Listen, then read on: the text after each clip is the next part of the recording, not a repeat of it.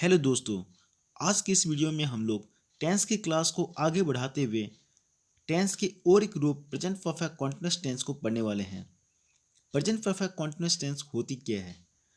जिस वाक्य से पता चले कार्य किसी समय में शुरू होकर लगातार जारी हो, प्रेजेंट परफेक्ट कॉन्टिन्यूअस टेंस की वाक्य होती है। एग्जाम्पल के लिए, वह बहुत देर से खेल रहा है। मैं कई महीनों से तुम्हारा इंतजार कर रहा हूँ। आप 1997 से यहाँ रह रहे हैं। कुछ दिनों से मैं तुम्हें यहाँ देख रहा हूँ।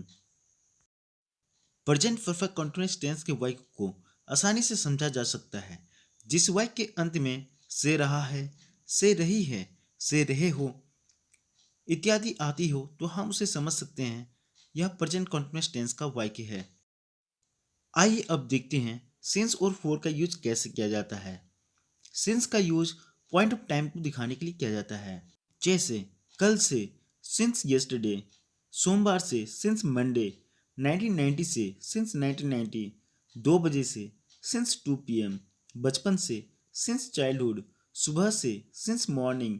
पिछले साल से, सिंस लास्ट ईयर। जनवरी से, सिंस जनवरी। इसी तरह से फॉर का भी यूज पीरियड ऑफ टाइम को दिखाने के लिए किया जाता है। जैसे कई दिनों से, फॉर मैनी डेज। 2 घंटों से, फॉर 2 आवर्स। कई वर्षों से, फॉर मैनी ईयर्स। 2 दिनों से, फॉर 2 डेज। आइए अब देखते हैं प्रेजेंट परफेक्ट कॉन्टिन्यूअस टेंस में अफर्मेटिव सेंटेंस की रूल क्या होती है।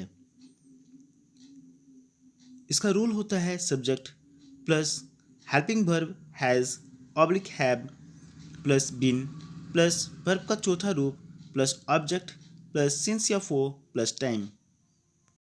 चलिए इसका कुछ एग्जाम्पल देख लेते हैं। जैसे तुम 2 घंटों से खाना खा रही हो। You have been eating for 2 hours.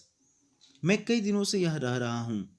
I have been living here for many days. वह 1991 से यहाँ काम कर रहा है। He has been working here since 1991। मैं तुम्हें बरसों से इंतजार कर रहा हूँ। I have been waiting you for a long years. आइए अब देखते हैं इसका नेगेटिव सेंटेंस का स्ट्रक्चर क्या होती है। इसका रूल होता है subject plus helping verb has oblique have plus not plus been plus verb का चौथा रूप प्लस ऑब्जेक्ट प्लस सिंस या फॉर प्लस टाइम। कुछ एग्जाम्पल है जैसे वह कुछ दिनों से यहाँ नहीं आ रहा है। He has not been coming here for many days. वह कई दिनों से दवा नहीं खा रहा है। He has not been taking the medicine for many days. तुम सुबह से मेरा इंतजार नहीं कर रही हो। You have not been waiting for me since morning. तुम कई दिनों से नहीं पढ़ रहे हो। You have not been reading here for many days. आइए अब हम देखते हैं इसका इंटरोगेटिव सेंटेंस का रूल क्या होती है। अगर क्वेश्चन का आंसर यस या नो पे आती हो तब हम हेल्पिंग वर्ब को बाहर निकाल के क्वेश्चन बनाते हैं और इसका रूल होता है has oblique have plus subject plus been plus verb का चौथा रूप plus object plus since oblique for plus time. आइए कुछ उदाहरण देखते हैं। क्या तुम 1 घंटे से खाना खा रही हो? Have you been eating for an hour? क्या वह सुबह से मेरा इंतजार कर रहा है? Has he been waiting for me since morning? क्या तुम महीनों से मेरा पैसा चुरा रही हो?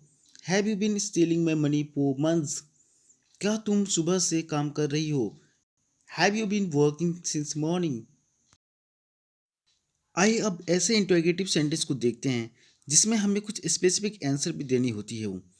तो ऐसे सेंटेंस को बनाने के लिए हमें WH क्वेश्चन वर्ड की यूज करनी होती है और इसका रूल होता है WH question word plus helping verb has oblique have plus subject plus been plus verb की चौथी रूप प्लस ऑब्जेक्ट प्लस सिंस या फॉर प्लस टाइम। इसके कुछ उदाहरण हैं जैसे तुम आजकल क्या कर रहे हो? What have you been doing recently?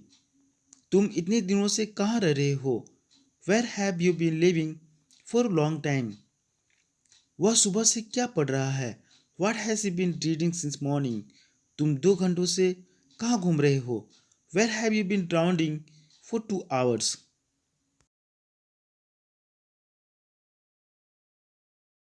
आइए अब इसका इंटेरोगेटिव प्लस नेगेटिव सेंटेंस को देखते हैं।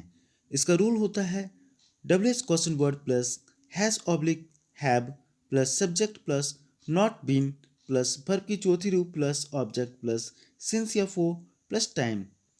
इसके कुछ उदाहरण हैं, जैसे तुम कुछ दिनों से पढ़ क्यों नहीं रहे हो?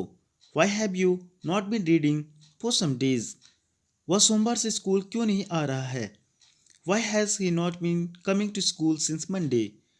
तुम कुछ दिनों से लगातार मुझसे झूठ क्यों बोल रहे हो? Why have you been lying to me consistently for some days? तुम कई दिनों से एक ही काम क्यों कर रहे हो? Why have you been doing the same things for several days?